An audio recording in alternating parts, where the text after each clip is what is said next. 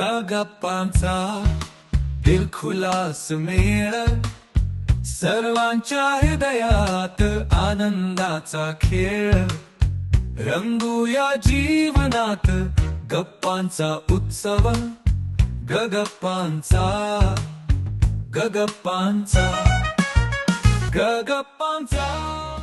आशिया, Europe, Africa खंडातील अविश्वसनीय पर्यटन स्थळांना भेट देण्यासाठी विश्वसनीय नाव ईशा टूर्स. 23 वर्षांचा अनुभव, 55,000 समाधानी पर्यटक. काहीतरी हटके हवं तर जिव्हाळ्याचा पर्याय ईशा टूर्स. गप्पांचा दिलखुलास मेळ, सर्वांच्या हृदयात आनंदाचा खेळ. रंगूया जीवनात गप्पांचा उत्सव, गप्पांचा, गप्पांचा, गप्पांचा.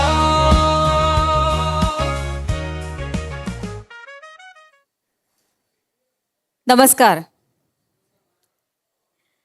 ठाणेकर रसिक हो, पुन्हा एकदा सगळ्यांना नमस्कार आणि सगळ्यांचं मनापासून स्वागत. आज खुर्च्या वाढवायला लागल्या आहेत, गर्दी झालेली आहे आणि हे ठाणेकर रसिकांचंच लक्षण आहे असं म्हणायला हरकत नाही.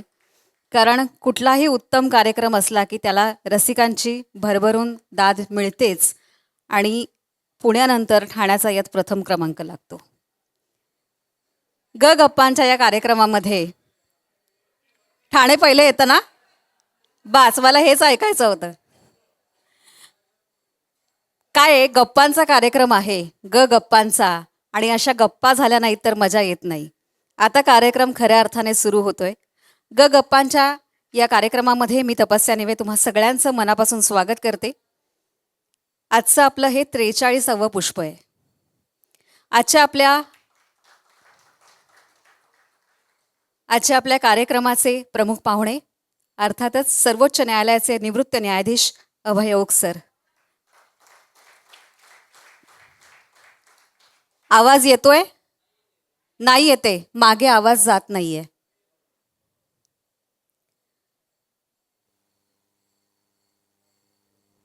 आता येतोय? आजच्या आपल्या कार्यक्रमाचे प्रमुख पाहुणे सर्वोच्च न्यायालयाचे निवृत्त न्यायाधीश अभय ओक सरांचं पुन्हा एकदा गप्पांतर्फे मी मनापासून स्वागत करते. गप्पांच्या या कार्यक्रमाचे आपले मुख्य संस्थापक आहेत जितेंद्र वैद्य आणि त्यांच्या या संकल्पनेला उचलून धरणारी गप्पांची टीम जी आता सगळ्यांच्या परिचयाची झालेली आहे. सगळ्यात प्रथम मी वामन शंकर मराठी ज्वेलर्सचे माननीय श्री अभय मराठे, ज्यांच्या पाठिंब्याने आपल्याला हा हॉल कार्यक्रमासाठी उपलब्ध होतो, त्यासाठी त्यांचे मनापासून आभार.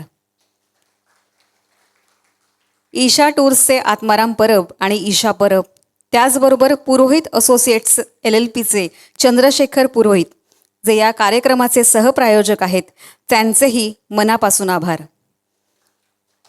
या हॉलमधली सगळी व्यवस्था आणि आवश्यक त्या सुखसोयी अत्यंत वेळेत उपलब्ध करून देणारे ओमकार कॅटरर्स यांचे देखील मनापासून आभार. या सगळ्यांच्या सहकार्याशिवाय हे 43 कार्यक्रम होणं हे अशक्य होतं. आता गप्पांचे संस्थापक जितेंद्र वैद्य यांना मी विनंती करते की त्यांनी आजच्या आपल्या कार्यक्रमाचे प्रमुख पाहुणे सर्वोच्च न्यायालयाचे निवृत्त न्यायाधीश अभय ओक सर यांना सन्मानाने व्यासपीठावर घेऊन यावं.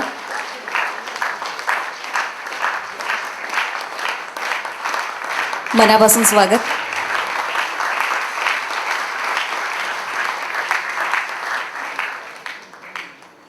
मी आमच्या गप्पाच्या टीम मेंबरचे नरेंद्र फडके यांना विनंती करते की त्यांनी अभय ओक सर यांना भेटवस्तू देऊन त्यांचं स्वागत करावं.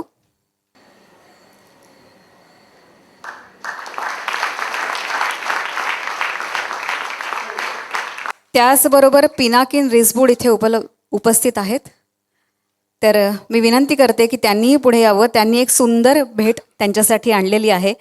ठाणेकर रसिकांना पिनाकिन रिसबूड हे नाव नवीन नाही.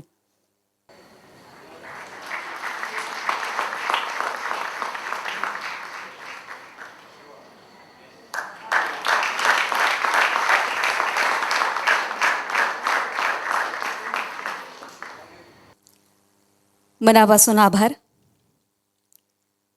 सभागृहाचे विश्वस्त वामन शंकर मराठे ज्वेलर्सचे माननीय श्री अभय मराठे आणि अजित मराठेजी, त्याचबरोबर ईशा टूर्सचे आत्माराम परब आणि ईशा परब आणि पुरोहित असोसिएट LLPचे चंद्रशेखर पुरोहित, मी या सगळ्या मान्यवरांना विनंती करते की कृपया आपण व्यासपीठावरती यावं. सभागृहाचे विश्वस्त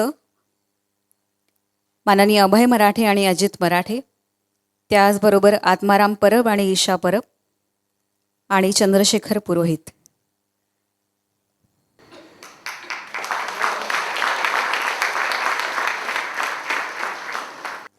धन्यवाद. या सगळ्यांच्या सहकार्याने हा कार्यक्रम इथे संपन्न होतोय. गप्पांच्या संपूर्ण टीमने व्यासपीठावर यावं अशी मी विनंती करते. श्री मिलिंद कराडे, मंगेश कोळी, रश्मी जोशी, अद्वैत मळेकर, भाग्यश्री कासार, नरेंद्र फडके, घनश्याम दीक्षित, या सगळ्यांना विनंती आहे कृपया आपण व्यासपीठावरती यावं. आपण एक फोटो इथे घेणार आहोत. गप्पांचा दिलखुलास मेळ, सर्वांच्या हृदयात सगळ्यांचे मनापासून आभार. आनंदाचा खेळ. मी विनंती करते आपल्या मान्यवरांना की कृपया आपण आसनस्थ व्हावं. तोपर्यंत तुमच्या सगळ्यांशी 1 मिनटं मी गप्पा मारणार आहे. ते म्हणजे सगळ्यात महत्त्वाचं, आपण इथे गप्पांचा आस्वाद घ्यायला आलेलो आहे. त्याच्यामुळे आपला जो मित्र आहे त्याला शांत ठेवा, आपला मोबाईल सायलेंटवर करून ठेवा. आणि महिलांसाठी विशेष सूचना आहे. 8 मार्च महिला दिन येतो आहे. तर विशेष काय तर गप्पांच्या टीमतर्फे, त्याचबरोबर भ्रमंतीचा आणि ईशा टूर्स यांच्यामार्फत हेरिटेज वॉक आयोजित केलेला आहे आपल्या ठाण्यामध्ये. लिमिटेड सीट्स आहेत, फक्त 30 सीट उपलब्ध आहेत आणि त्याचे चार्जेस असणार आहेत 350 रुपये. सकाळी 7 ते 10 या वेळेत हा हेरिटेज वॉक होणार आहे. आणि हा कार्यक्रम संपल्यानंतर तुमचं नाव आणि फोन नंबर तुम्ही बाहेर रजिस्टर करू शकता. तिथे काउंटरवरती आपले सहकारी बसलेले असतील. पण कार्यक्रम संपल्यानंतर, आधी नाही, हे महत्त्वाचं.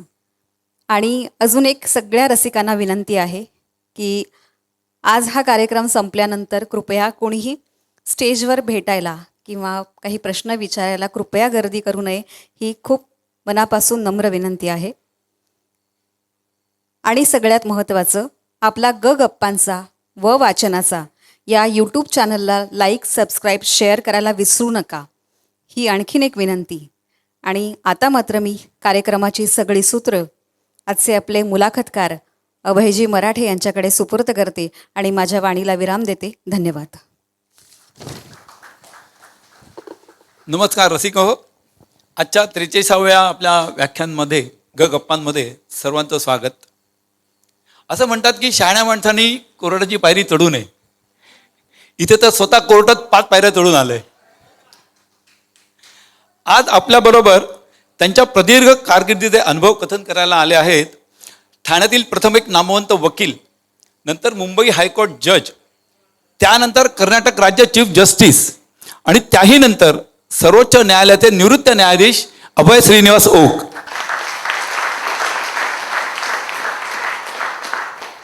आपण दिलेली दाद ऐकून असं वाटतं की दाद देणे ही एक स्वतंत्र कला आहे.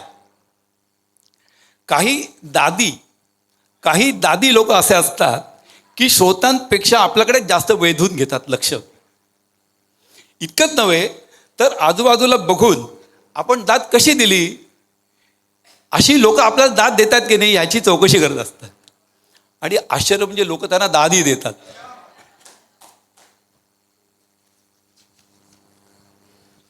जगप्रसिद्ध थोर तत्वज्ञ जे कृष्णमूर्ती यांचा कोणताही पूर्वग्रह न ठेवता प्रत्येक क्षण नव्यात जगा असा आग्रह होता. त्यात थोडा बदल करून कोणताही पूर्वग्रह न ठेवता प्रत्येक निकाल योग्य द्यावा असा आग्रह धरणारे अभय ओक साहेब. पंडित कुमार गंधर्व यांच्या गायनात एकही जागा विनाकारण येत नसे. पंडित कुमार गंधर्व यांच्या गायनात एकही जागा विनाकारण येत नसे. तसेच प्रसिद्ध सिने दिग्दर्शक सत्यजित रे यांच्या चित्रपटात एकही फ्रेम अनावश्यक नसे. विनाकारण नसे आणि अनावश्यक नसे. जर आपण ओक साहेबांचे निकाल वाचलेत तर आपल्याला नक्की जाणवेल एकही शब्द विनाकारण नाही आणि एकही वाक्य अनावश्यक नाही.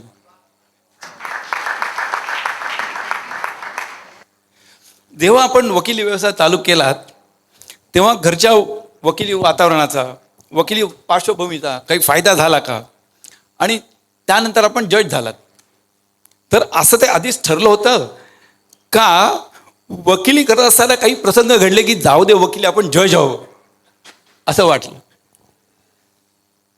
सुरुवातीलाच्या गप्पांविषयी माझ्या अनेक मुलाखती झाल्या, पण मी गप्पा हे नाव शब्द वाचला म्हणून मी यायचं ठरवलं. कारण काय आहे, 22 वर्ष न्यायाधीश म्हणून काम करत असताना गप्पा मारणं मी विसरून गेलेलो होतो. आता वकिली व्यवसायातल्या पार्श्वभूमीचा तुम्ही विचारलं होता भय. आता एक गोष्ट नक्कीच आहे की म्हणजे वकील व्यवसाय असो किंवा डॉक्टरकीचा व्यवसाय असो, तुम्ही त्या व्यावसायिकांच्या कुटुंबात जन्माला आलात तर तुम्हाला त्याचा फायदा नक्कीच होतो. आणि ज्याला आपण इंग्लिशमध्ये ॲडव्हान्टेजेस स्टार्ट म्हणतो तो नक्कीच मिळतो. पण त्याची एक दुसरी बाजू असते. ती दुसरी बाजू अशी असते की तुमच्याबद्दलच्या अपेक्षा पण लोकांना खूप असतात, तुमची तुलना केली जाते. आणि दुसरं काय होतं माहिती आहे का, की म्हणजे ॲडव्हान्टेजेस स्टार्ट नक्की मिळतो, पण तुम्हाला यशस्वी होण्याकरता कष्ट करावे लागतात, अभ्यास करावा लागतो, त्याच्यापासून सुटका नसते. आता न्यायाधीशापदाबद्दल जर विचारलं असतो तर खरं सांगायचं म्हणजे मी कधी विचार पण केला नव्हता की ठाणे न्यायालयातून वकिली करून मी उच्च न्यायालयात जायला लागलो तर आपण न्यायाधीश व्हावं किंवा असं कधी माझ्या मनात पण नव्हतं. मला विचारणा झाली मुख्य न्यायमूर्तींकडनं, मी लगेच हो म्हटलं म्हणून झालं ते. पण असं काही माझ्या मनात कधीच नव्हतं की न्यायाधीश व्हायचं वगैरे. पण संधी आल्यावर व्हावं असं नक्की वाटत होतं. कसं असतं माहिती आहे का, म्हणजे त्या काळात तरी ती संकल्पना होती की उच्च न्यायालयात तुम्ही 20 वर्ष प्रॅक्टिस केली, तुम्हाला यश मिळालं, तर तुम्हाला जेव्हा विचारलं जायचं तर त्याला नाही म्हणायचं नाही अशी पद्धत होती. कारण तो कसं असतं ते म्हणजे कॉल ऑफ ड्युटी म्हणतो तसं असतं ते. त्यामुळे नाही तुम्हाला वकील व्यवसायाने एवढं सगळं दिल्यानंतर मग तुम्ही नाही म्हणायचं नसतं त्याला. आता ऑफकोर्स काही काळ बदलला, नंतर शासनाकडनं होणारे विलंब वगैरे ह्याच्यामुळे काही लोक आता तयार होत नाहीत हे पद स्वीकारायला, तो भाग वेगळा झाला. पण ते म्हणजे खरं म्हणजे एक तो बहुमान समजला जायचा त्यावेळेला, तुम्हाला विचारणं कोणतरी तुम्ही न्यायाधीश होता का म्हणून. आता मुंबई हायकोर्टात वकिली केली आणि नंतर तेथेच जज म्हणून तुम्ही नियुक्त झाला. आता वकिली म्हणजे मुंबई हायकोर्टात आपण वकिली केलीत आणि तेथेच तुम्ही जज म्हणून नियुक्त झालात. आता वकिली म्हणजे खऱ्याचे खोटे करणे आणि खोट्याचे खरे करणे. मात्र जज झाल्यावर खऱ्याचे खरे आणि खोट्याचे खोटे, तर हे कसं काय सांभाळलं? ह्याचं आम्हाला खरं खरं उत्तर द्या. आणि खरंच खरं उत्तर देतो. काय पहिली गोष्ट काय माहिती आहे का, की वकील व्यवसायाबद्दलचा हा गैरसमज आहे की खऱ्याचं खोटं करावं लागतं किंवा खोट्याचं खरं करावं लागतं. वकिलाचं काम काय असतं माहिती आहे का, की जर फार खोटं करायला लागलं तो पकडला जातो. खरं काम काय असतं त्याचं, की तो ज्या पक्षकाराचं काम करत असतो तर त्या पक्षकाराची केस किती चांगली आहे हे न्यायाधीशांना पटवून देणं हे त्याचं काम असतं.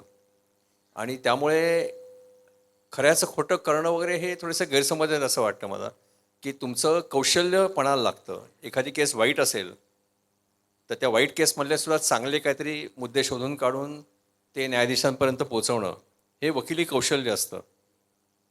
म्हणजे तुम्हाला यशच मिळणार नाही अशी तुम्हाला खात्री असते, पण 10% 20% काहीतरी मिळणं किंवा मिळवून पदरात पाडणं पक्षकाराच्या. त्यामुळे ते खोट्याचं खरं करणं वगैरे मला असं वाटतं असं काही नसतं व्यवसायामध्ये. परंतु तेव्हा कोणी सर्वसामान्य माणूस वकिलाकडे जातो, त्या आशिलालाही माहिती असतं की आपली केस डळमळीत आहे, मात्र वकील असंच सांगतो की अरे बिनधास मी आहे ना, तू काय घाबरतो. म्हणून हा प्रश्न कसं आहे माहिती आहे का, मी ज्या वेळेला वकील व्यवसायाला सुरुवात केली, म्हणजे माझ्या वडिलांकडनं शिकलो किंवा माझे गुरु होते उच्च न्यायालयातले, नंतर ते न्यायाधीश झाले, न्यायमूर्ती विजय टिपणीस, तेही ठाण्याचेच होते. तर आम्हाला शिकवण जी मिळाली होती अशी की पक्षकार आल्यानंतर त्याच्या केसमध्ये काय आहे त्याला स्पष्ट सांगायचं. म्हणजे केसमध्ये त्याच्या बाजूने निकाल होण्यासारखा नसला तेही सांगायचं. म्हणजे ही परंपरा मला शिकवण्यात आलेली होती. आता काही ते ह्या परंपरेचं पालन सगळेच करतात असं नाही, पण म्हणजे मी ज्या संस्कारात वाढलो त्या संस्कारामध्ये परंपरा आहे त्याचा भाग होता की स्पष्ट सांगायचं. आणि अनुभव माझा त्यावेळेला असा होता, किती स्पष्ट सांगितलं तुम्ही पक्ष करायला की तुमची केस चांगली नाही आहे, तरीसुद्धा 10% लोक सुद्धा परत जायचे नाहीत. वा, हे खरंच म्हणजे विशेष गोष्ट आहे. तर ओक साहेबांसमोर केस चालला म्हणजे नक्कीच खोट्या नाट्या केसचा बोजवाराच पाजला. त्या केसचा निकाल योग्यच लागणार, मग ते बेकायदेशीर व्यापारी संकुल असो अथवा मंदिर असो. तर असे निर्णय देताना काही मानसिक तणाव किंवा काही राजकीय हस्तक्षेप किंवा त्याच्यानंतर काही पेपरमध्ये छापून आल्याबद्दल काही झालेली टीका, हे सगळं तुम्ही कसं निभावून नेलं? आता पहिली गोष्ट एक मी सांगू इच्छितो की आता मी मुंबई उच्च न्यायालयात 15 वर्ष 9 महिने काम केलं. जवळ 27 महिने कर्नाटक उच्च न्यायालयात मुख्य न्यायाधीश म्हणून काम केलं आणि 3 वर्ष 9 महिने सर्वोच्च न्यायालयात केलं. तर मला हा कधीही अनुभव आला नाही की कोणतरी आपल्यावर काही दडपण आणण्याचा प्रयत्न करताय, कोणतरी तुम्हाला संपर्क साधताय. हा मला तरी कधी अनुभव आला नाही. ती पहिली गोष्ट. दुसरी गोष्ट कशी असते की आमच्या कामाचं स्वरूप असं असतं की तुम्ही सगळ्यांना खुश करू शकत नाही किंवा खुश करायचा प्रयत्न करू नये. तुमच्या पुढचा एक पक्षकार जो असतो तो पक्षकार हरत असतो, त्यामुळे कोणाला तरी तुमच्याबद्दल नाराजी तुम्हाला ओढवून घ्यावी लागते आणि मग टीका होणं वगैरे सगळं हे ठीक असतं. पण मला असं वाटतं की नुसते टीका होत नाही, रोज निरनिराळी पत्र येणं, धमक्यांची पत्र येणं वगैरे असं सगळं होत असतं. पण मग तुमची मानसिकता अशी असते की तुम्ही ते म्हणजे थोडंसं इग्नोर करायला शिकतात ते तुम्ही. पण मला असं वाटत नाही की असं काही दडपण वगैरे येतं. खरं दडपण कसलं असतं न्यायाधीशांवरती की आपण जो निकाल देतोय तो कायद्याप्रमाणे बरोबर आहे ह्याची जास्ती चिंता असते. पण हे एथिक्स सगळेजण पाळतात का? पाळायला पाहिजे सगळ्यांनी. वकिली आहेत, अगलबगल बोलणार नाहीत. सन 1962 मध्ये अमेरिकन जीवशास्त्रज्ञ राशेल कार्सन बाईंच्या सायलेंट स्प्रिंग या पुस्तकाने पर्यावरण विचारांचा पाया रचला. जगाला विचार करण्याची एक नवीन दृष्टी दिली. विकासाच्या नादात होणारे प्रदूषण ही मोठी समस्या निर्माण झाली होती. आपली पर्यावरणबद्दलची भूमिका स्पष्ट आहे, मग ती नॉईज पोल्युशन असो किंवा रस्त्यांवरील मांडव. ठाण्यातील नामवंत स्त्रीरोग तज्ज्ञ डॉक्टर महेश बेडेकर आणि इतर या केसबद्दल थोडंफार. कसं आहे, प्रदूषण अनेक प्रकारचं असतं. पहिली गोष्ट म्हणजे हवेचं प्रदूषण, ज्याच्याविषयी मला बरंच काम करता आलं दिल्लीमध्ये. दिल्लीतल्या प्रदूषणासंबंधी आवाजाचं प्रदूषण असतं आणि हवेचं प्रदूषण, आवाजाचं प्रदूषण ह्याची काळजी घेणारे कायदे आहेत. त्या कायद्यांचं पालन किती होतं हा भाग वेगळा आहे, ते मी नंतर सांगेन. तिसरं आणि महत्त्वाचं प्रदूषण असतं ते विचारांचं प्रदूषण. त्याच्यावर मात्र अजून काही कायदा झालेला नाही आहे. पण काय आहे की एक आपण गोष्ट लक्षात ठेवली पाहिजे की घटनेच्या 21व्या कलमाप्रमाणे प्रदूषण विरहित अशा वातावरणात राहण्याचा प्रत्येक नागरिकाला मूलभूत अधिकार आहे. आणि म्हणून हवेचं प्रदूषण नसलं पाहिजे आपल्याकडे, कारण आपण हवेचं प्रदूषण करत राहिलो तो मूलभूत अधिकाराचा भंग होतो. कारण शेवटी कसं आहे की नुसताच तो प्रदूषण विरहित वातावरणात राहण्याचा अधिकार नाही आहे, एक अर्थपूर्ण जीवन जगण्याचा अधिकार आहे घटनेच्या 21व्या कलमाप्रमाणे. जर आपण प्रदूषण असलेल्या वातावरणात राहिलो ते अर्थपूर्ण जीवन जगता येत नाही आपल्याला. तसंच आपल्याकडे आरोग्याचा पण अधिकार आहे घटनेच्या 21व्या कलमाप्रमाणे. आता दिल्लीसारखी परिस्थिती मुंबईत पण यायला लागलेली आहे, तर तो आरोग्याच्या अधिकाराचा पण तो भंग होतो. आता नॉईज पोल्युशनचं म्हणतो आपण, आवाजाचं प्रदूषण एक फार गंभीर समस्या आहे. आणि काय माहिती आहे का की आपल्या घटनेने अजून एक अधिकार दिलेला आहे की मला जे ऐकायचं नाही आहे ते ऐकायला कोणी भाग पाडू शकत नाही मला. बरोबर की नाही? आपल्या सर्वांना एक नवीनच म्हणजे. तर कसं आहे माहिती आहे का की नॉईज पोल्युशनचे विषयीचे नियम आहेत, पण आपल्याकडे दुर्दैवाने होतं असं.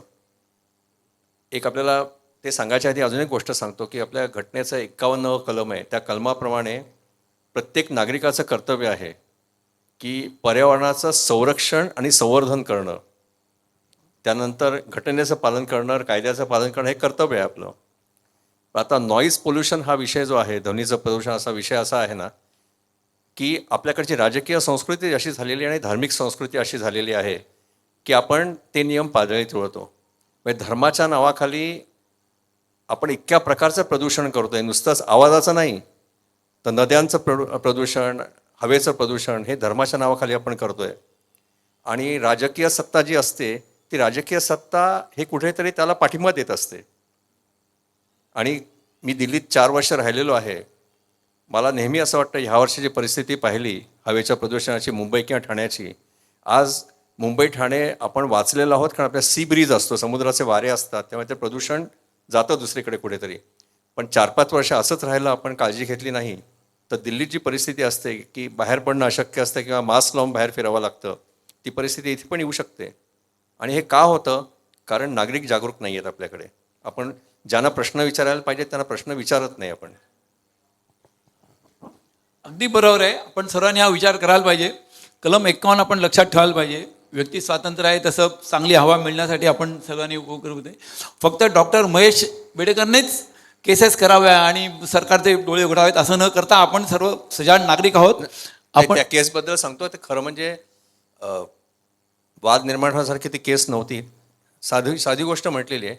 आता मी नेहमी माझे निर्णय बरोबर आहे का चूक आहे ते मी नेहमी सांगू शकत नाही, दुसऱ्याने कोणतरी ठरवायचं असतं. पण काय निर्णय आहे तो सांगतो. तो निर्णय एवढाच आहे की आपले जे रस्ते आहेत किंवा पदपथ आहेत त्याच्यावरती वाहनं चालवण्याचा आणि पदपथांना चालण्याचा घटनेच्या 21व्या कलमाप्रमाणे प्रत्येकाला मूलभूत अधिकार आहे. आणि त्या मूलभूत अधिकारांचा भंग होईल अशा तऱ्हेने मांडव घालू शकत नाही, एवढाच तो निर्णय आहे. आणि दुसरा निर्णय काय आहे की ध्वनी प्रदूषणासंबंधी जे नियम आहेत, नॉईज पोल्युशन रूल्स, त्याचं गांभीर्याने पालन झालं पाहिजे, एवढाच तो निर्णय आहे. याच्या पलीकडे काही नाही आहे त्याच्यामध्ये. आणि त्यात अनेक लोकांनी, त्यात आवाज फाउंडेशन होतं, अनेक लोक किंवा डॉक्टर यशवंत टोकांनी पहिली याचिका केली होती 40 वर्षापूर्वी या ध्वनी प्रदूषणासंबंधी. स्वतः ENT सर्जन होते ते. तर असे अनेक लोकांनी आणि शेवटी डॉक्टर बेडेकरांनी. पण एक गोष्ट तुम्हाला सांगू का, मी दरवेळेला सांगत आलेलो आहे की पर्यावरण हा एक विषय आहे. अनेक कार्यकर्ते, अनेक चळवळी करणारे लोक ह्याच्याकरता धडपडत असतात. तसंच हे नॉईज पोल्युशन आणि हे मंडपाचा विषय आहे. पण एक दुर्दैवाची गोष्ट अशी आहे की जे पर्यावरणाकरता खस्ता खाऊन न्यायालयात जातात, लढा देतात किंवा ह्या नॉईज पोल्युशन करता, मंडपांकरता, आपला समाज त्यांची उपेक्षा करतो. त्यांना खरं पाठिंबा मिळायला पाहिजे तर पाठिंबा न देता त्यांची उपेक्षा केली जाते, त्यांच्याविरुद्ध काहीतरी आरोप केले जातात. तर ही मला खंत कायम आहे. एवढा मोठ्या पदावर नियुक्त झालेली व्यक्ती आपल्याला असं समजा की आव्हान करते. आपल्या सर्वांचं नागरिक म्हणून एक कर्तव्य आपण समाजाला, आपण सगळ्यांनी कर्तव्य म्हणून पाळायला पाहिजे की या सगळ्या गोष्टी आपण करणार नाही. आणि जर कोणी करत असेल तर त्याच्या बाजूने आपण नक्कीच सरकारच्या बाजूने उभं राहून, असं जो कोणी एखादा चळवळ करणार असेल तर आपण त्याच्या बाजूने उभे राहून आपल्याला नक्कीच सरकारला मदत करायला पाहिजे. ठाण्याचं उदाहरण देतो, बऱ्याच वेळा माहिती असेल लोकांना. इथे ठाणे नगरपालिकेच्या हद्दीत 27 तलाव होते आणि महानगरपालिकेच्या हद्दीत काही 47 वगैरे आहेत. अनेक तलाव काळाच्या ओघात नष्ट झाले. त्यातला एक तलाव होता ब्रह्माळा तलाव. आणि आपल्याकडे ठाण्याचे सुजाण नागरिक होते कॅप्टन बाबा चव्हाण. त्यांनी एकट्यानेच पुढाकार घेतला, कोर्टात केसेस केल्या. ती सगळी जी बांधकामं झाली ती पाडली कोर्टाच्या आदेशाने. कोर्टाच्या आदेशाने तिथे आता तलाव पुनर्स्थापना झाली त्याची. त्याच्या भोवती तो आपल्या चालायची जागा झाली. उपेक्षा कशी होते तुम्हाला सांगतो. ज्या दिवशी आपले मोठे राजकीय नेते तिथे आले आणि लोकार्पणाचा कार्यक्रम झाला, लोकार्पण हा नवीन शब्द आहे सध्या, तर लोकार्पणाचा जेव्हा कार्यक्रम झाला तेव्हा बाबा चव्हाणांना त्या कार्यक्रमाचं साधं निमंत्रणही नव्हतं. आणि आज आपण ब्रह्माळा तलावात जा, त्यांचं नाव निशाण पण तिथे नाही आहे कुठे. ही उपेक्षा होते. आणि इतकं त्यांना वाईट प्रसंगाला तोंड द्यावं लागलं की त्यांच्याविरुद्ध फौजदारी गुन्हा दाखल करण्यात आला. तो हायकोर्टाने रद्द केला वगैरे भाग वेगळा आहे. त्यांना अटकेच्या धमक्या आल्या पोलिसांकडनं. आता अशा माणसाची उपेक्षा होते आणि आपण त्याचं विस्मरण होतं आपल्याला त्याचं. बघा, म्हणजे एक सजाण नागरिक एकटे बाबा चव्हाण ब्रह्मा तलाव जर फ्री करू शकतात, जर त्यांच्या बाजूने आपण उभे राहिलो असतो तर 27 तलाव आपण नक्की आणखीन लोकाभिमुख आपण करू शकलो असतो. तुमची राज्य सरकारच्या पर्यावरण विषयक समितीवर निवड होणार होती पण झाली नाही, असं काहीतरी एक राजकारण म्हणूया काहीतरी कानावर आले तर त्याच्याबद्दल. नाही, तसं नाही आहे ते. आता दिल्लीमधलं जे प्रदूषण आहे त्याच्याबद्दल MC मेहता नावाच्या वकिलांनी एक सार्वजनिक हिताची याचिका दाखल झालेली आहे. दरवर्षी त्यात अनेक आदेश होत असतात. तर गेली 2 वर्ष मी अनेक आदेश केलेले आहेत. त्या 2 भाग आहेत. एक म्हणजे दिल्लीतलं प्रदूषण आणि ताजमहालच्या आजूबाजूचं प्रदूषण. तर तशीच एक मुंबईत याचिका दाखल झाली, तेव्हा एक न्यायालयाचे मित्र म्हणून असतात, जे पूर्वीचे ॲडव्होकेट जनरल होते डरायस खंबाटा, तर त्यांनी न्यायालयाला सूचना केली होती की आता हे जे कायदे आहेत प्रदूषणाविषयीचे, तर ते मॉनिटर कोणतरी करायला लागतं. तर सर्वोच्च न्यायालयाच्या निवृत्त न्यायालयाची नेमणूक करावी, नेमणूक करायची त्यांची सूचना होती. त्यांनी मला विचारलं फोन करून. मी म्हटलं हे काम काय, म्हणजे माझा जिव्हाळ्याचा विषय, नक्कीच काम करीन. पण आता कसं असतं की कोणाला नेमायचा हा विषय जो असतो तो मुंबईचे सरन्यायाधीश आहेत त्यांनी ठरवायचा विषय असतो. त्यामुळे त्यांना असं वाटलं दुसऱ्या कोणाची नियुक्ती करावी. आता त्यात मीडियामध्ये त्याला प्रसिद्धी मिळाली, तो भाग वेगळा झाला, पण त्याची वस्तुस्थिती अशी आहे. अभययोगांच्या कुठल्याही स्टेटमेंटला फ्रंट पेज प्रसिद्धी नेहमीच असते. मुंबई हायकोर्ट नंतर एकदम कर्नाटक राज्यात चीफ जस्टिस, तेथील वातावरण, तेथील राजकारण, तिथला एकंदरीत वकिलांचा अनुभव, त्याच्याबद्दल थोडंसं. कसं आहे माहिती आहे का की न्यायालय म्हटली, न्यायालयाची स्वतःची अशी प्रत्येक राज्याची वेगळी संस्कृती आहे. पण थोडंसं कसं आहे की कर्नाटक राज्यातला बराचसा भाग हा जुन्या मुंबई राज्यात सहभागी होता. त्यामुळे मग काही काही गोष्टी आपल्या इथल्या परंपरा आहेत त्या थोड्याशा तिथेही आहेत, थोड्याफार प्रमाणात आहेत. पण 2-3 गोष्टींचे फरक असे आहेत कर्नाटकमध्ये. एक म्हणजे न्यायालयानं ज्या साधनसुविधा उपलब्ध करून दिलेल्या आहेत त्या आपल्या राज्यापेक्षा खूप चांगल्या आहेत. आणि इथे मुंबई उच्च न्यायालयात आपल्याला काही साधनसुविधा लागतात, एखादी नवी इमारत बांधायची किंवा नवीन काही कुठलाही अशा साधनसुविधा उपलब्ध करून द्यायच्या आहेत न्यायालयांना, म्हणजे शासनाशी झगडा करावा लागतो हायकोर्टाच्या प्रशासनाला, किंवा मग ज्युडिशियल साईडला घेऊन ते आदेश करावे लागतात. तिथे ते करावं लागत नाही. तिथे जे मागू ते मिळतं तिथे. आणि मला असं वाटतं तिथली वकिली व्यवसायाची परंपरा आहे ती पण चांगली आहे. म्हणजे ज्याला आपण म्हणतो की ज्याला म्हणतो की क्वालिटी ऑफ ॲडव्होकसी ज्याला म्हणतो, ती तिथे खूप चांगली आहे. आणि म्हणजे काम करायला एकंदरीतच चांगलं वातावरण आहे तिथलं. महाराष्ट्र राज्यापेक्षा तुम्हाला तिथे जास्त साधन सुविधा ज्या कोर्टानं आहेत, ज्या उपलब्ध केलेल्या आहेत ना, त्या तिथे कितीतरी चांगल्या आहेत महाराष्ट्रापेक्षा जनरली. म्हणजे आता महाराष्ट्रात सुद्धा तुम्ही सांगलीला गेलात, कोल्हापूरला गेलात, किंवा आता ठाण्याची नवीन बिल्डिंग आहे, किंवा अशी अनेक चांगली न्यायालय आता झालेली आहे. मी सर्वसाधारणपणे म्हणतोय हे. माझ्या मते करोना काळामध्ये तेथील बेंगलोरमध्ये तुम्ही एकटा विदाऊट सिक्युरिटी मॉर्निंग वॉक करताना फोटो काहीतरी फ्रंट पेजला एक छापून आलेला, तो सिक्युरिटी न घेण्याचं किंवा असं काही स्पेशल काही कारण आहे का? किंवा इथे पण जेव्हा आमचं फोनवर बोलणं आलं की मला ओक साहेबांनी सांगितलं की या भेटायला घरी, तर म्हटलं आता एवढ्या मोठ्या माणसाकडे जायचं म्हणजे आपल्याला काय काय न्यायला पाहिजे, बरोबर ओळखपत्र वगैरे न्यायला लागेल, आधार कार्ड घेतलं, पॅन कार्ड घेतलं, इतकंच काय पासपोर्ट पण खिशात ठेवला. म्हटलं काय सांगता येत नाही बाबा, काय कुठे काय लागेल सिक्युरिटी. बघतो तर काही सिक्युरिटी नाही.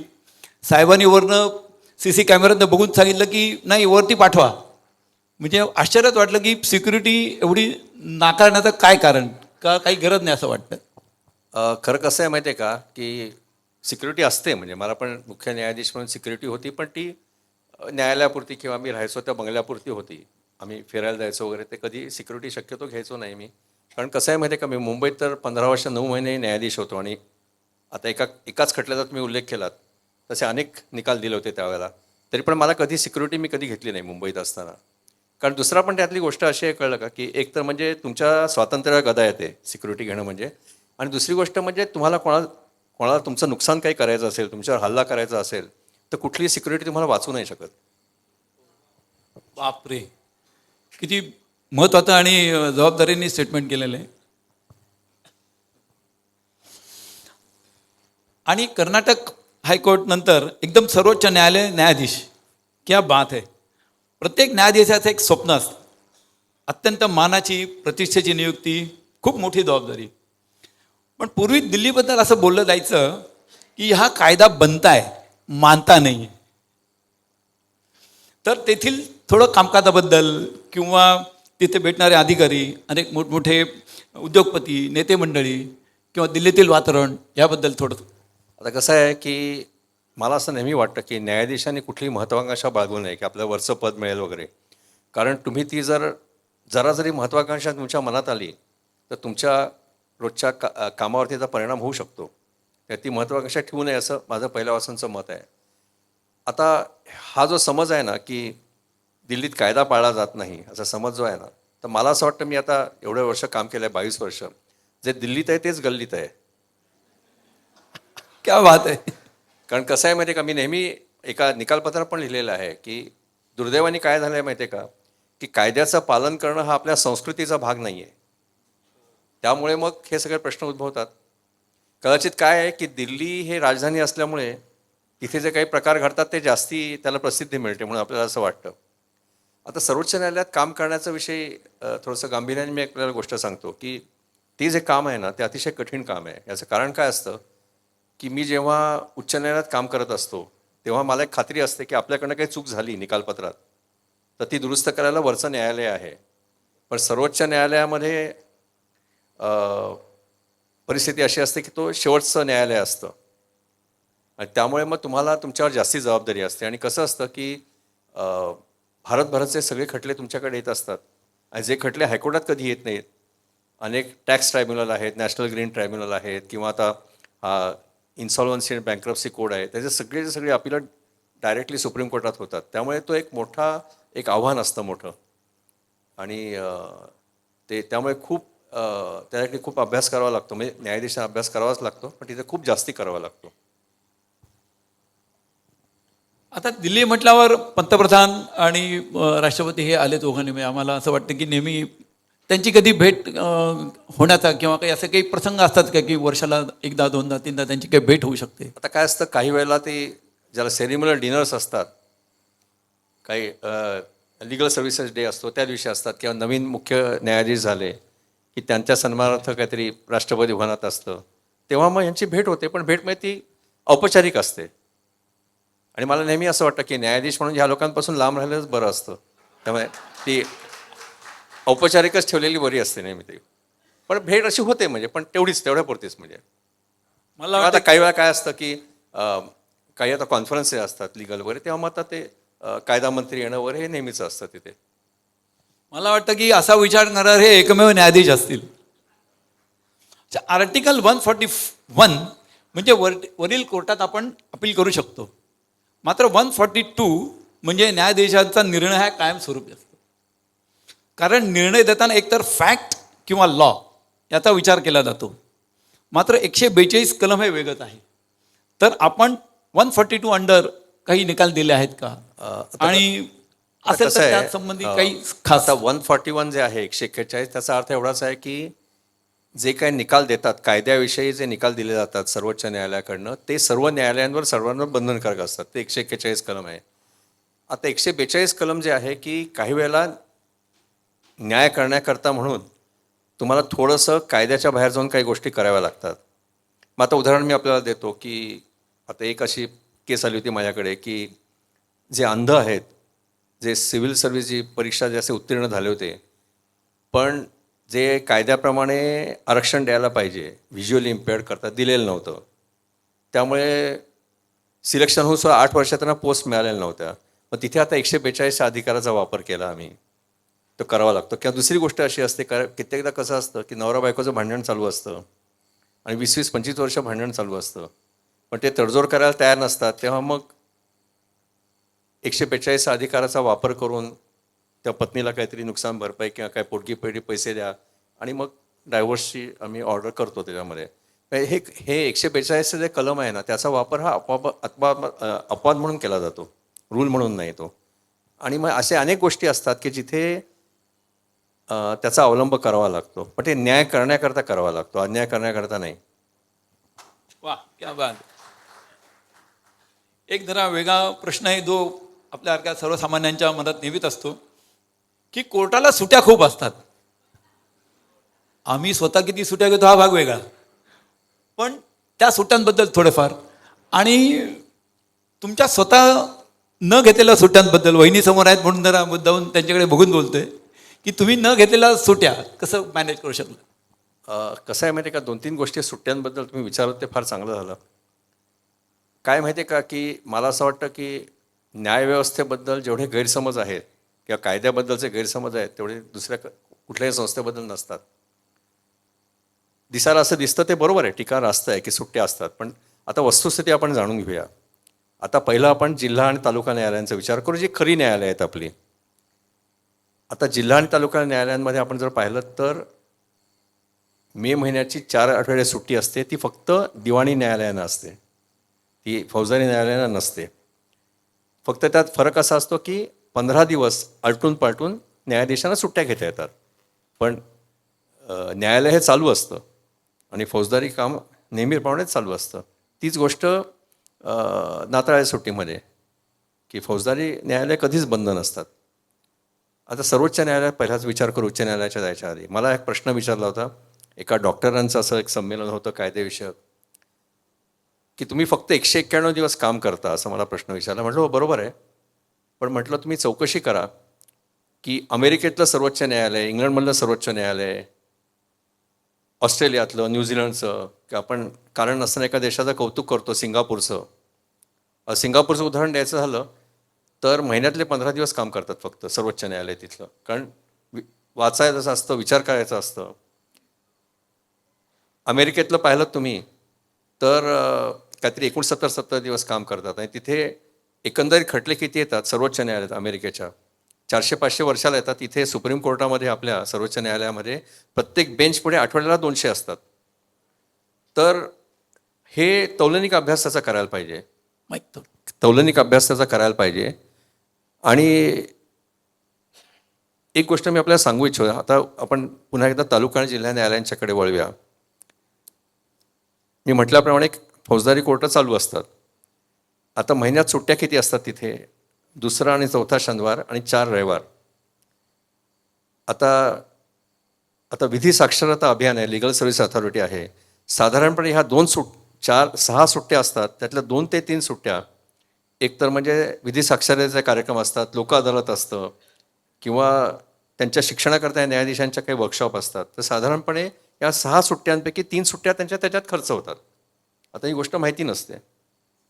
उच्च न्यायालयाकडे वळूया आपण. आता उच्च न्यायालयात सुद्धा सुट्टीमध्ये सुट्टीकालीन बेंचेस असतात. सर्वोच्च न्यायालयात तर 3 असतात आणि कायम असतात, म्हणजे रोज काम करत असतात. आणि एक गोष्ट आपल्याला माहिती नसेल तर सांगतो की उच्च न्यायालयातल्या न्यायाधीशांना प्रशासकीय काम असतं.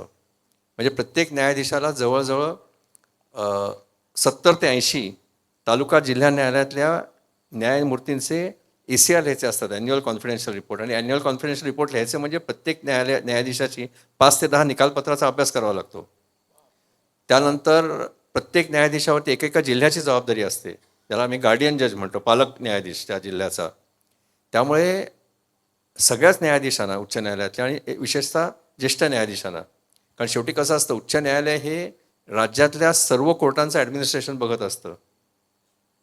तिथल्या न्यायाधीशांच्या नियुक्त्या, बदल्या, सर्वच गोष्टी उच्च न्यायालयाकडे असतात. त्यामुळे जे ज्येष्ठ न्यायाधीश असतात त्यांना जवळजवळ आठवड्यातनं संध्याकाळी 3-4 मीटिंग असतात, किंवा मे महिन्यात खूप कामं राहिलेली करावी लागतात. ती सगळी सुट्टीच्या 4 आठवडे सुट्टी असते. म्हणजे माझा वैयक्तिक अनुभव असा आहे की मी 15 वर्ष 9 महिने होतो, मला 1 आठवड्यापेक्षा कधी सुट्टी मिळाली नाही, कारण कधी कधी ते न्यायाधीश म्हणून बसायला लागायचं आणि निकालपत्र लिहावी लागतात.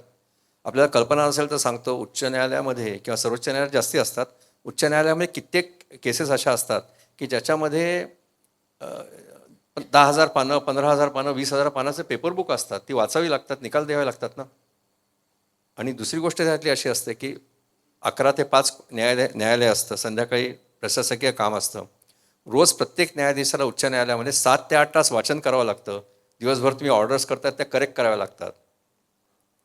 तर आणि मुख्य म्हणजे काय आहे, मी आता सर्वोच्च न्यायालयाच्या बाबतीत सांगतो तुम्हाला, की काम एवढं असतं की सोमवार, मंगळवार आणि शुक्रवार हे 3 दिवस असे असतात की कमीत कमी 10 तासाचं वाचन असतं घरी, कमीत कमी. कारण 70-80 केसेस असतात आणि ते पूर्ण वाचून जाव्या लागतात. दुसरी गोष्ट कशी असते की अनेक नवीन कायदे येत असतात, त्या कायद्याचा अभ्यास करावा लागतो.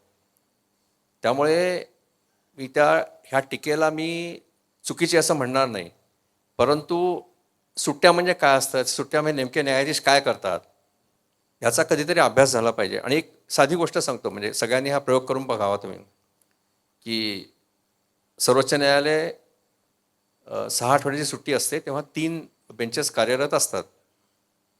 पण सुट्टी संपून जो पहिला आठवडा असतो त्या पहिल्या आठवड्यामध्ये किती निकाल जाहीर होतात आणि त्या निकालांच्या पानांची संख्या याचा जर अभ्यास केलात तर आपल्या लक्षात येईल की सुट्टीमध्ये किती काम करावं लागतं. त्यामुळे सामान्य माणसाचं हे म्हणणं बरोबर आहे की न्यायालयं सुरू राहिली पाहिजे, पण न्यायाधीशांचं कामाचं स्वरूप आणि इतर व्यवसायातलं स्वरूप हे वेगळं असतं. कारण थोडंसं बर्निंग आउट होऊ शकतं, कारण तेच रोज करायचं, त्याच वकिलांचं ऐकून घ्यायचं आणि त्यामुळे मग फक्त टीका रास्त नाही असं म्हणणार नाही, पण दुसरी पण बाजू सांगतो तुम्हाला. मी बऱ्याच वेळा प्रयत्न केले असे की या सुट्ट्या नको, कशाला पाहिजेत. सगळ्यात जास्त विरोध असतो तो वकिलांचा असतो त्याला. येथे मला बरेच वकील दिसत आणि आहेत. तुम्ही सांगितलं त्याप्रमाणे सुट्टी घेणं ही आम्ही अगदी अपवाद म्हणून सुट्टी घेतो कोर्ट चालू असताना, अगदी अपवाद म्हणून. ओक साहेबांनी एवढं व्यवस्थित सुट्ट्यांचा जो आपला जो सो कॉल्ड आरोप म्हणूया आपण, तो आपण करत होतो, त्याचं इतकं छान विश्लेषण केलेलं आहे की आपल्या सर्वांच्या मते आपण जो आपल्याला भेटेल त्या सर्वांनी आपली जबाबदारी अशी राहील की हा जो आपला एक जनसमानचा विचारांत हा आहे की सुट्ट्या खूप असतात, तर आपण नक्की स्वतःपासून ह्या विचाराला प्रवृत्त करू आणि नक्कीच न्यायाधीश आणि न्यायव्यवस्थेबद्दल आपण नक्की आदर जास्ती आपला द्विगुणित झाला असं नक्की वाटतं. माहिती आहे का, मी एक नेहमी सांगत आलेलो आहे की न्यायालयावरती टीका करायचा प्रत्येकाला अधिकार आहे किंवा न्यायाधीशांच्या निकालपत्रावर टीका करायचा अधिकार आहे. आता सुट्ट्या घेतात म्हणून टीका करायचा अधिकार आहे, पण मला नेहमी असं वाटतं की पूर्ण अभ्यास करून मग टीका करावी. आता आज मी स्पष्ट बोलू शकते सुट्ट्यांबद्दल, कारण न्यायाधीश म्हणून आम्ही आमच्या टीकेला उत्तर देत नाही. किंवा आता निकालपत्र असतात आमची, त्या निकालपत्रावर टीका करायचा प्रत्येक नागरिकाला अधिकार आहे, फक्त ती अभ्यास करून मग करावी. कारण एखादं निकालपत्र मला पटलं नाही म्हणून ते चुकीचं असू शकत नाही, ते कायद्याच्या दृष्टीने चुकीचं आहे का याचा उहापोह करून मग जरूर टीका करावी. आणि टीका करताना एक गोष्ट लक्षात ठेवली पाहिजे की न्यायाधीश म्हणून आमचा एक संकेत आहे की आमच्यावरच्या टीकेला आम्ही कधीच उत्तर देत नाही. राजकारण्यासारखं नसतं की प्रेस कॉन्फरन्स घेतली आणि उत्तर दिलं, असं नसतं ते. किती जबाबदारीने ही सगळी भूमिका सांभाळायला लागते. मनात एक माणूस म्हणून सगळ्या गोष्टी येत असतील, परंतु त्या खुर्चीवर बसलं की सगळ्या गोष्टी बाजूला ठेवून बरोबर फॅक्ट आणि कायदा यांचा विचार करून निर्णय देणं, एवढी पानं वाचणं. बरं, ए केसचा निकाल किंवा ए केसची पार्श्वभूमी बी केसमध्ये चालणार नाही आहे आणि त्या वेळेला तो योग्य निकाल देणं खूप कठीण काम आपल्याला नक्कीच जाणवत असेल. अशा त्याच्यात पुढे आणखीन एक असाच लोकांचा भ्रम आहे म्हणूया किंवा थोडाफार आरोप आहे असं म्हणा की खूप खटले पेंडिंग असतात. आता सुट्ट्या आणि खटले हा जर संबंध लावला तर एवढा सुट्ट्या घेतात मग खटले पेंडिंग असणारच असं मनात येणं स्वाभाविक आहे. तर मग न्यायाधीशांची संख्या कमी आहे का, कोर्ट कमी आहेत का, हल्ली प्रवृत्ती अशी वाढली आहे की जो उठतो तो कोर्टात जातो. वाईट गोष्ट आहे, पण त्याच्याबद्दल थोडंफार. हा फार मोठा गहन प्रश्न आहे. म्हणजे ही टीका नेहमीच होते. प्रत्येक खेपेला मी राष्ट्रीय विधी महाविद्यालयात जातो किंवा इतर ठिकाणी जातो, वकिलांच्या संघटनेपुढे भाषण करायला जातो, तर आपल्याकडे हिंदी चित्रपट आवडणारे बरेच लोक असल्यामुळे तारीख पे तारीख हे नेहमीच विचारलं जातं मला ते. आता त्याची काय माहिती आहे, काही लक्षात ठेवलं पाहिजे की आपल्याकडे जशी लोकसंख्या वाढत गेली तसं दाखल होणाऱ्या खटल्यांची संख्या पण खूप वाढत गेली. मी आपल्याला उदाहरण देतो. आता समाजाची परिस्थिती इतकी बदललेली आहे शहरांमधली की आता नवरा बायकोंमधले डिस्प्यूट हे कोर्टात जातात आणि एक जेव्हा वाद होतं नवरा बायकोंमध्ये त्याचे 5 खटले तयार होतात. एक म्हणजे डायव्होर्सचा असेल, एक त्या पोटगी करता असतो, किंवा एक काय क्रुएल्टी त्याचा क्रिमिनल केस असते. असे 4 ते 5 खटले तयार होतात. मग त्याच्यातनं अपीलं वरपर्यंत जाणं. आता मुख्य याच्यातली अडचण काय माहिती आहे का की म्हणजे आपल्याकडे पेंडन्सी आहे, ज्या प्रमाणात निकाल लागायला पाहिजे त्या प्रमाणात लागत नाहीत, खटले तुंबतात. अगदी 100% खरी गोष्ट आहे, याच्यात काही शंका नाही आहे. त्याची पार्श्वभूमी आपण लक्षात घेतली पाहिजे. परवाच माननीय कायदेमंत्र्यांनी एक पार्लमेंटमध्ये एक उत्तर दिलं. आता कसं आहे, आपल्याकडे एक संकल्पना आहे. मी आता हे तालुका आणि जिल्हा कोर्टांबद्दल बोलते कारण ती खरी सामान्य माणसाची कोर्ट आहेत. हे अनेक वेळा मी मुद्दाम सांगितलेलं आहे की एक संकल्पना आहे जज टू पॉप्युलेशन रेशो. म्हणजे 10 लाख लोकसंख्येला किती न्यायाधीश असायला पाहिजेत आदर्श व्यवस्थेमध्ये असं. त्याचा एक 2002चा निकाल आहे सुप्रीम कोर्टाचा. आता पण मी एका निकालात त्याचा उल्लेख केला होता 2025मध्ये. तर 2002मध्ये सर्वोच्च न्यायालयाने असं म्हटलं होतं की त्यांनी अमेरिकेत किती जस्ट टू पॉप्युलेशन रेशो आहे, ऑस्ट्रेलियात किती आहे, न्यूझीलंडमध्ये किती आहे, अशा अनेक देशांचं विकसित देश आपण ज्याला म्हणतो त्याचं त्यांनी आकडेवारी लक्षात घेतली. आणि ह्या सगळ्या देशांमध्ये 10 लाख लोकसंख्येला 70, कुठे 80 आहेत, कुठे 110 आहेत वगैरे अशी परिस्थिती होती. त्यावेळेला आपल्याकडे 13 होते 2002मध्ये. आणि तेव्हा सर्वोच्च न्यायालयाने असा निकाल दिला की 5 वर्षामध्ये म्हणजे 2007पर्यंत आपल्याकडे 50 झाली पाहिजे. 10 लाख लोकसंख्येला 50 न्यायाधीश ही झाली पाहिजे संख्या. आता परवा जे उत्तर दिलं माननीय कायदेमंत्र्यांनी, त्यांनी असं म्हटलं की सध्या ती संख्या 23 आहे. म्हणजे 2007मध्ये जी संख्या 50 असायला पाहिजे होती 10 लाख लोकसंख्येला, ती आज 23 आहे. मधल्या काळात लोकसंख्या किती वाढली. दुसरी एक गोष्ट सांगतो तुम्हाला, नंतर अजून एक चंद्रवशी साहेबांचा निकाल आला. त्यांनी असं एक ज्याला आपण फॉर्म्युला म्हणतो तो फॉर्म्युला तयार केला की प्रत्येक राज्यामध्ये किती न्यायाधीश असायला पाहिजेत. मग तिथली पेंडन्सी, लोकसंख्या सगळं असं गणित करून ते केलेलं होतं. तर त्यांनी असं म्हटलं होतं की प्रत्येक उच्च न्यायालयाने त्याप्रमाणे गणित करून अजून किती न्यायाधीश पाहिजेत याच्याविषयी मागणी सरकारकडे करावी. कारण एक गोष्ट लक्षात ठेवली पाहिजे, न्यायालय निर्माण करायचा अधिकार आम्हाला नाही, न्यायव्यवस्थेतल्या लोकांना सगळं आम्हाला सरकारकडे बघावं लागतं. म्हणजे एक पेन जरी घ्यायचं असेल तरी आम्हाला सरकारकडे पैसे मागायला लागतात. आमच्याकडे स्वतःकडे आमचे पैसे नसतात न्यायव्यवस्थेकडे. तर त्यांनी सांगितलं तुम्ही असं एक प्रस्ताव दाखल करा प्रत्येक हायकोर्टाने. आता ती जी काही समिती होती प्रत्येक उच्च न्यायालयामध्ये, त्या समितीचा मी अध्यक्ष होतो. तर मला वाटतं 2016 किंवा 17मध्ये आम्ही आमची मागणी दाखल केली.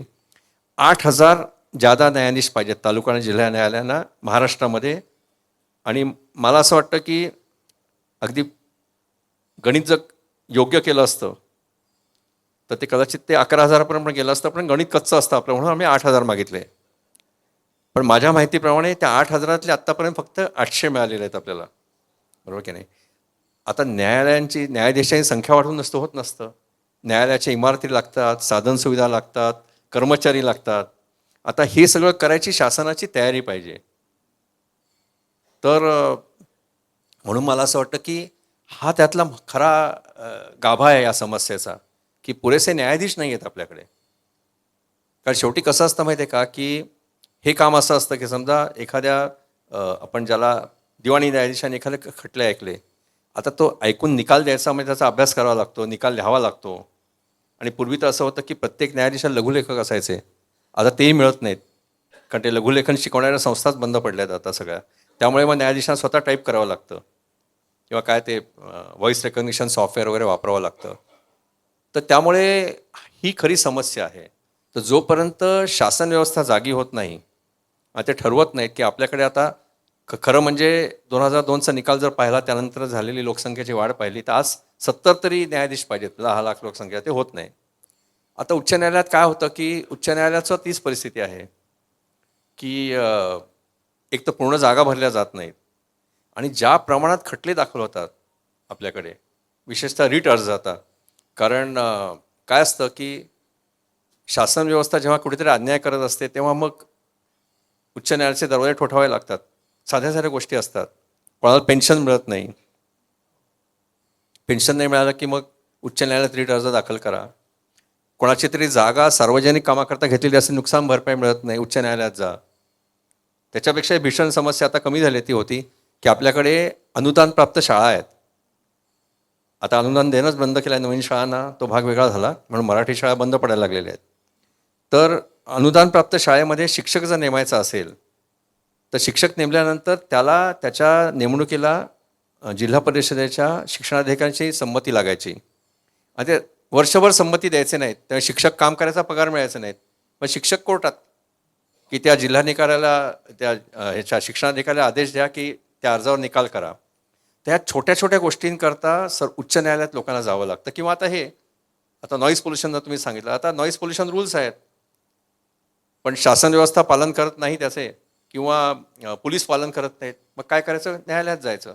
त्यामुळे कसं असतं माहिती आहे का की न्यायालयात, विशेषतः उच्च न्यायालयातले जे खटले असतात, तर खटले जेवढे जास्ती होणं हे कुठेतरी आपल्या समाज व्यवस्थेचं प्रतिबिंब तिथे उमटत असतं की छोट्या छोट्या कारणाकरता लोकांवर अन्याय होत असतो, मग कोर्टात जावं लागतं. आणि मग जे व्हायचं ते होतं की आज तुम्ही उच्च न्यायालयात जाऊन बघा, तुम्ही प्रत्येक न्यायाधीशाकडे दिवसाला 100-150 खटले असतात. तर काय करणार, माणूस असतो शेवटी तो. तर हे जे आहे ना, न्यायालयात तुंबलेले खटले हा लोकांचा आक्षेप आहे तो अगदी खरा आहे, पण तो आक्षेप घ्यायची वेळ का आलेली आहे, त्याची कारणं काय आहेत हे जाणून घेतलं पाहिजे. साध्या साध्या कारणाकरता जर उच्च न्यायालयात जायला लागलं नाही लोकांना तर ही परिस्थितीच येणार नाही.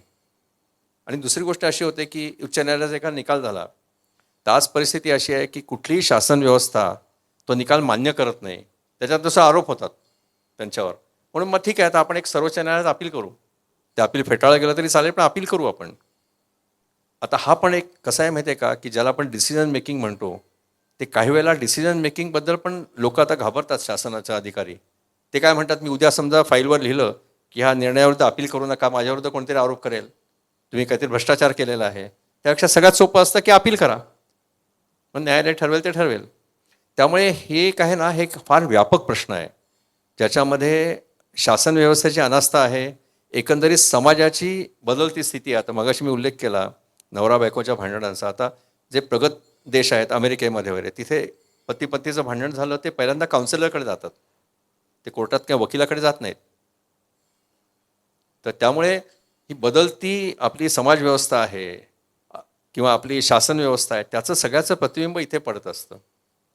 आणि अर्थातच मी मगाशी सांगितल्याप्रमाणे लोकांचा आक्षेप आहे तो रास्त आहे. मी न्यायाधीश म्हणून पण म्हणताना मी अगदी पूर्णपणे सांगायचो की आमची जबाबदारी आहे, बरोबर, आम्ही नाही संपवू शकत खटले.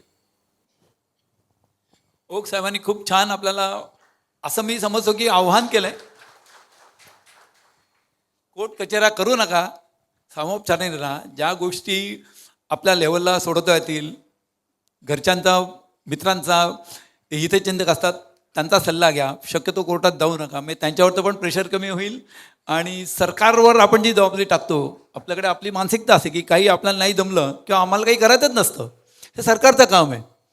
गमतीशीर किस्सा, राममती रोडला परवा मी आणि माझी बायको उभे होतो, तर एक माणसाने काही तिथे कागद फाडून खिशातनं कागद काढला आणि टाकून दिला खालती. माझ्या बायकोने त्यांना सांगितलं, अहो हे तुम्ही इथे टाकताय हे योग्य नव्हे, आपल्यापैकीच आपणच असतो हे सगळे करणारे.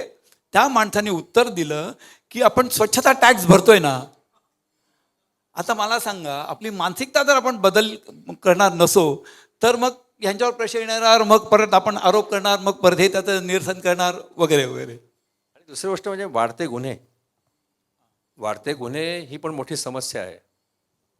आता गुन्हे का वाढतात हे पण पुन्हा सामाजिक कारणं आहेत त्याला, किंवा कायद्याची अंमलबजावणी व्हायला पाहिजे तेवढी होत नाही.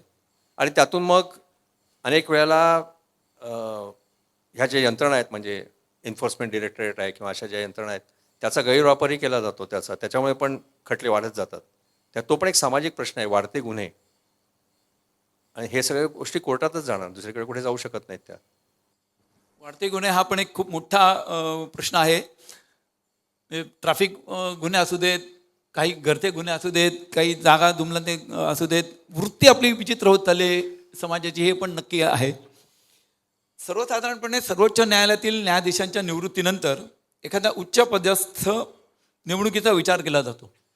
पण तुम्ही निवृत्त व्हायच्या आधीच जाहीर केलेलं की मी असे कुठली पद स्वीकारणार नाही किंवा काय, तर तेव्हा तुमच्या डोक्यात काही, जसं मला सांगायला खूप आनंद होतो की ठाण्यातीलच सर असल्यामुळे, ठाण्याला ठाणा कॉलेज, लॉ कॉलेज आहे, सर्वांना माहिती आहे.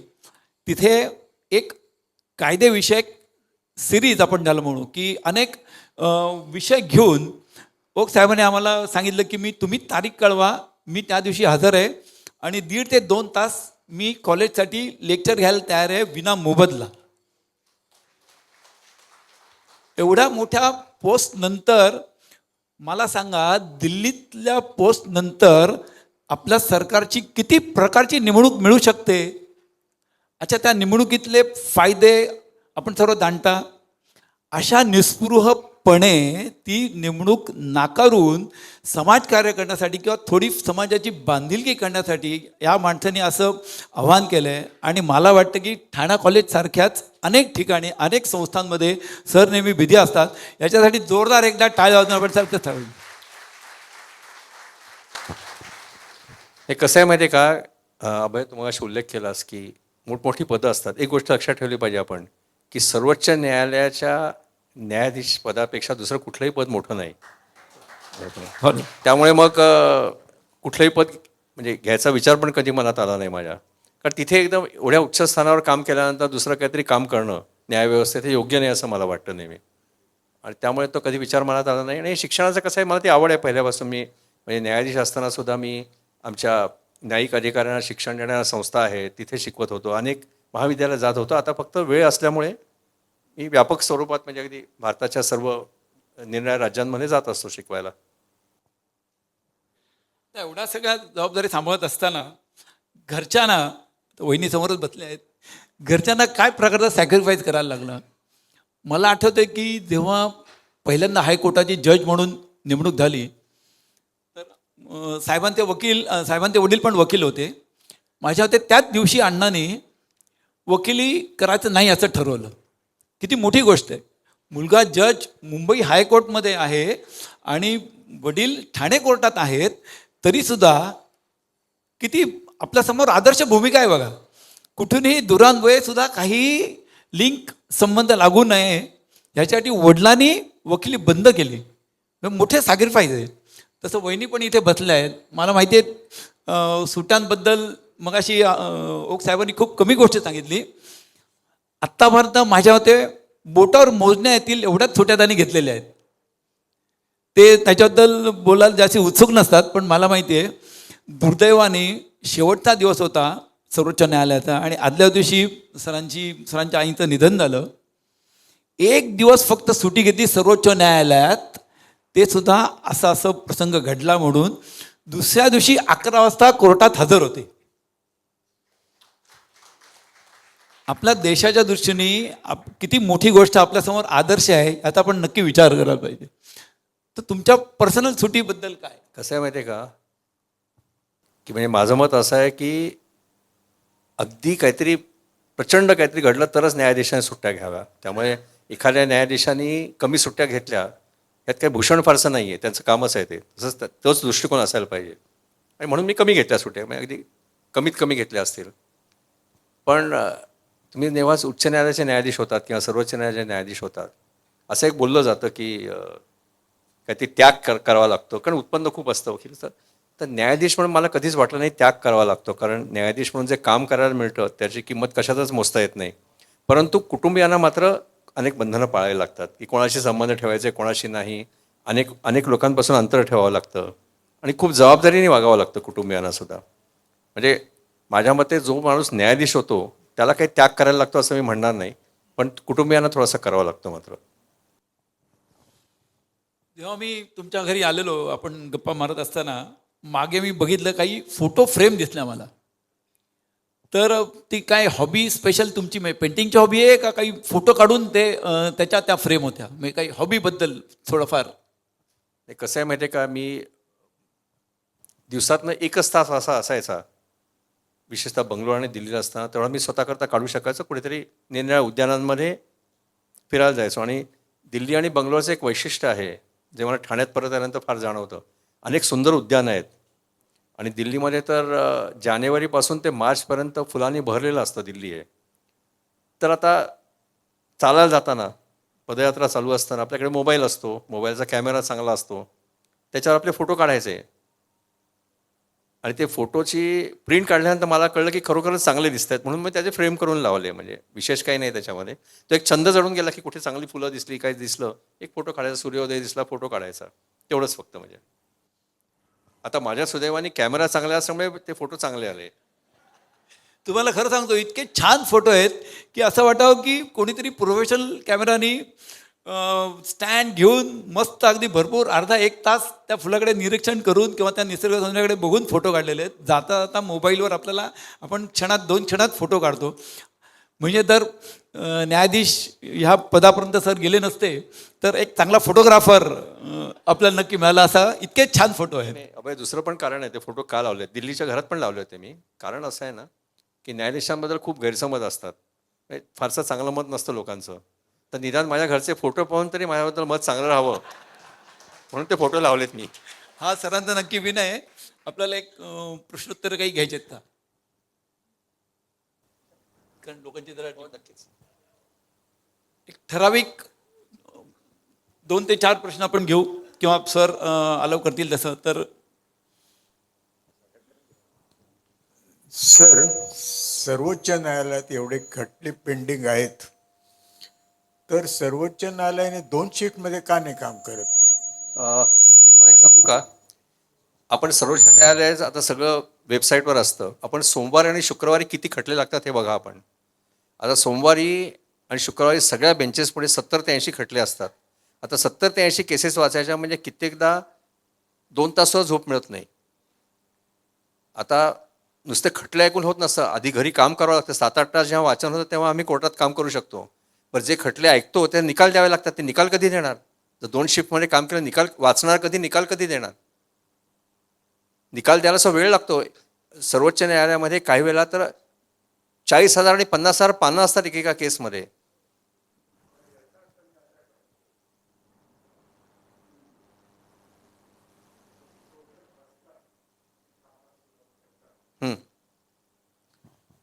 त्याच्या अगोदर 4-5 तास काम करत असतात जास्तीच आणि कोर्ट बंद झाल्यानंतर सुद्धा 4-5 तास काम करतात. हो. असा कारण त्याचा काय अर्थ असतं, निघतो. एक आमची प्रवृत्ती कशी असते तुम्हाला सांगतो, की कधी कधी मोठे खटले असतात. म्हणजे काही वेळा तुम्हाला सांगतो की ज्याला आम्ही प्रेसिडेंट म्हणतो, म्हणजे आधीचे त्या विषयाचे न्यायालयांचे निकाल 100 निकालपत्र दिलेली असतात आमच्याकडे, आमच्या वकील देतात. त्यामुळे मग आम्ही काय करतो, आता सुट्टी आहे एप्रिलची, जूनची, आम्ही म्हणतो की तिथे सलग 10-12 तास वाचता येईल सुट्टीमध्ये. मग ती कामं आम्ही सुट्टीत ठेवतो. परत निकालपत्र द्यायचं म्हणजे कधी कधी काय असतं की 10-12 तास डिक्टेशन द्यावं लागतं. म्हणजे डिक्टेशन देऊन वेळ आमचं संपत नाही. ते टाईप झालं पुन्हा वाचावं लागतं, त्या दुरुस्त्या करत 10-12 मसुदे होतात आमचे. तर त्यामुळे न्यायाधीश म्हणजे कसं असतं, नुसतं आपण सिनेमात बघतो तिथल्या ते सांगतो शिक्षा झाली, तसं नसतं. शिक्षा करायची म्हणजे एक 100 पानी निकालपत्र लिहावं लागतं. आता काही वर्षापूर्वी 8-10 वर्ष नक्की मला आठवत नाही, पण सुप्रीम कोर्टाच्या एका निवृत्त न्यायाधीशांनी आता खळबळजनक विधान केलं होतं की सुप्रीम कोर्टामध्ये जे काही न्यायाधीश होऊन गेले आहेत सुप्रीम कोर्टाचे, त्याच्यातले काही भ्रष्ट आहेत. म्हणजे 8 जणांची त्यांनी नावं दिली होती. ते प्रकरण खूप गाजलं. पण त्यांचा जो आरोप योग्य होता का त्यांनी वैयक्तिक आकर्षातून त्यांनी हा आरोप केला की त्या प्रकरणात पुढे काय झालं? कसं असतं माहिती आहे का, की भ्रष्टाचाराचा आरोप होत असतात न्यायाधीशांविरुद्ध. पण प्रश्न असा असतो की त्या आरोपांमध्ये तथ्य आहे का? कारण एक आपण गोष्ट लक्षात ठेवली पाहिजे न्यायाधीश म्हणून. हे बघा, मी असं एक प्रामाणिकपणे तुम्हाला सांगतो, कित्येकदा ही गोष्ट खरी पण असेल, भ्रष्टाचाराचा आरोप सत्य पण असते. पण एक गोष्ट आपण लक्षात ठेवली पाहिजे की न्यायाधीशाचं कामाचं स्वरूप असं असतं की आम्ही एका बाजूला रोज नाराज करत असतो. त्यामुळे आरोप करणं सोपं असतं आणि जिथे चौकशी होऊन सिद्ध होतात तिथे हरकतच नाही. म्हणजे जर खरोखर भ्रष्टाचारी कोणी असेल तर त्याच्यावर कारवाई व्हायलाच पाहिजे. पण मला नेहमी असं वाटतं की सर्वसाधारणपणे असं विधान करणं की सर्व न्यायाधीश भ्रष्ट आहेत, ते तितकंसं योग्य नाही होणार. ते हे जे आता रोड ॲक्सिडेंटचा जो ज्वलंत जे प्रश्न उभा राहिला आहे, चौथा ॲक्सिडेंट काल दिल्लीमध्ये झाला आणि धनिकाचे मुलांनी मोठ्या म्हणजे ती वेगाने गाडी मारून ते हे केलं. ह्याच्यामध्ये कोर्टाचा रोल जो आहे, आता त्याला हे मिळाला, बेल मिळाला, त्याची परीक्षा आहे म्हणून SSCची. हा गुन्हा इतका भयंकर आहे, तर SSCच्या परीक्षेकरता त्या मुलाला तुम्ही बेल दिला कोर्टाने. दुसरं असं की पुण्यामध्ये जी केस आहे, पहिली सुरुवात झाली पुण्यामध्ये, त्या 2 तरुणांना त्यांनी उडवलं. त्याबद्दलही काही फास्ट ट्रॅक कोर्ट किंवा तुमच्या कोर्टाकडनं, म्हणजे मी इंडिव्हिज्युअलला दोष देत नाही आहे, पण ॲज ए कलेक्टिव्ह काय जे बेल मिळतात किंवा तो मुलगा आता दिल्लीला आहे पुण्याचा असलमध्ये, किंवा त्याची काय परिणाम होऊ नये म्हणून. अरे बापरे, म्हणजे जी 2 मुलं गेली, आई वडील, काल तर एक मुलाचा आई एकटी आहे अख्ख्या लाईफभर, त्या कोर्टाला या सिरियसनेस काही नाही का? आणि त्याला तुम्ही बेल देता आणि त्याच्या वडिलांनाही अटक नव्हती. या केसबद्दल ठोस काही झालाय का किंवा करायला लागेल? आता एक काय माहिती आहे, याच्यामध्ये एक महत्त्वाची गोष्ट जी मीडियामध्ये छापली जाते, आपल्याकडे ज्युव्हेनाईल जस्टिस ॲक्ट आहे 2015 सालचा. 18 वर्षापर्यंत ज्यांचं वय आहे ते सगळे ज्युव्हेनाईल असतात आणि त्यामुळे त्या कायद्यामध्ये शिक्षा म्हणजे काय आहे, सुधारणागृहात पाठवायचं 3 वर्ष जास्तीत जास्त फक्त. आणि तिथे पूर्वी 16 वय होतं, ते आता 18वर नेलेलं आहे. त्यामुळे 18 वर्षापर्यंत जे गुन्हेगार असतात त्यांचे खटले हे नेहमीच्या न्यायालयात चालत नाही. तो कायदा आहे, लोकसभेने केलेला कायदा आहे, पार्लमेंटने केलेला कायदा आहे. आता फक्त त्यात एकच बदल केलेला आहे की काहीतरी त्या मुलाचा अभ्यास करून तो 16 आणि 18 वर्षाच्या ह्या वयोगटात असेल तर आता ज्युव्हेनाईल जस्टिसच्या ज्या केसेस असतात त्या नेहमीच्या न्यायालयात येत नाहीत, त्या ज्युव्हेनाईल जस्टिस बोर्डकडे जातात त्या कायद्याप्रमाणे. तर ज्युएनाईल जस्टिस बोर्डला असा अधिकार आहे की गुन्ह्याचं स्वरूप लक्षात घेऊन त्या मुलाची प्रगल्भता लक्षात घेऊन 16 ते 18 वर्षाच्या वयोगटातल्या ज्युएनाईल जस्टिस बोर्ड सांगू शकतं की हा जो खटला आहे हा नेहमीच्या न्यायालयात वर्ग करावा. त्यामुळे आपण एक लक्षात घेतलं पाहिजे की यांच्याविरुद्ध कारवाई का होत नाही आहे, कारण ज्युएनाईल जस्टिस ॲक्ट आहे, कायदा आहे आपल्याकडे, त्या कायद्याप्रमाणेच हे होतं आणि कायद्याप्रमाणे त्या कायद्यामध्ये तुरुंगवासाची शिक्षा नाही आहे, त्यामुळे बेल हा द्यावाच लागतो. त्याच्यामध्ये 18 वर्षाच्या खालची असतं. त्याच्याकरता आपल्याला पार्लमेंटने ह्या कायद्यात दुरुस्ती करायला पाहिजे. हे जे काही प्रसंग होत आहेत त्या प्रसंगांना आता नवीन नवीन प्रसंग असे यायला लागलेले आहेत की पालक अज्ञान मुलांना गाड्या वापरायला देतात, त्यातनं अपघात होतात. पण त्याला उत्तर आहे की लोकसभेने आणि राज्यसभेने कायदा बदलणं हे उत्तर आहे त्याला. इलेक्टोरल बॉन्डचा कायदा संसदेने संमत केला आणि त्याच्यात असं ॲश्युरन्स दिलं होतं की जो डोनर असेल त्याचं नाव गुप्त राखलं जाईल. सर्वोच्च न्यायालयाने तो कायदा रद्दबातल रिट्रोस्पेक्टिव्ह इफेक्टनी केला आणि कंपल्शन केलं की देणाऱ्यांची नावं जाहीर करावी. तर याच्यात एक समजा मी एखाद्या कंपनीचा CEO आहे, तर त्या संसदेच्या कायद्याच्या ॲश्युरन्सवर बेस्ड मी ती डोनेशन दिली की माझं नाव म्हणजे माझ्या कंपनीचं नाव प्रसिद्ध होणार नाही. तर हा जो मी संसदेच्या कायद्यावर विश्वास ठेवून जी ॲक्शन घेतली ती सुप्रीम कोर्टाच्या रिट्रोस्पेक्टिव्ह कॅन्सलेशननी जे माझं रेप्युटेशनचं समजा नुकसान झालं तर त्याच्यासंबंधी मी दाद कुणाकडे मागायची? पहिली गोष्ट आपल्याला सांगतो, तो निर्णय योग्य होता अयोग्य होता त्याच्यावर मी काही कॉमेंट करणार नाही. पण एक गोष्ट आपण लक्षात ठेवली पाहिजे की लोकसभेने म्हणजे पार्लमेंट म्हणूया आपण त्याला, विधिमंडळाने कुठलाही कायदा केला तो जर मूलभूत हक्कांच्या विरोधात असेल तो कायदा रद्द करणं हे न्यायालयाचं कर्तव्य आहे. त्या कर्तव्यात न्यायालयाने मागे पुढे पाहू नये असं माझं वैयक्तिक मत आहे. आणि त्यातून तुमच्यासारख्या कोणाचं असं काही झालं असेल तर त्याची तुमची वैयक्तिक जबाबदारी आहे. प्रत्येक नागरिकाने ठरवायला पाहिजे की विधिमंडळाच्या कायद्यावर विश्वास ठेवून आपण किती त्यात सहभाग करायचा ह्याचा पण आपण विचार केला पाहिजे ना. आणि त्यामुळे एखादा कायदा जर अनकॉन्स्टिट्युशनल असेल, घटनेच्या विरुद्ध असेल, तर तो रद्दबातल करणं हे न्यायालयाचं कर्तव्यच आहे. आता कधी कधी असं करावं लागतं ना, रिट्रोस्पेक्टिव्ह करावंच लागतं ना, कारण शेवटी इतकं बेकायदेशीर असेल तर ती बेकायदेशीर गोष्ट कशी काय चालवून द्यायची हा पण प्रश्न असतो ना. रसिको, ओक साहेबांची साहेबांच्या बोलण्यातनं बऱ्याच गोष्टी आपण त्यातनं नक्कीच घ्यायला पाहिजेत, शिकायला पाहिजे आणि आपल्या वर्तनात त्याच्याबद्दल बदल करायला पाहिजे. काळाबद्दल पण ते बोलले, वैचारिक देवाणघेवाणबद्दल बोलले, पर्यावरणविषयक बोलले.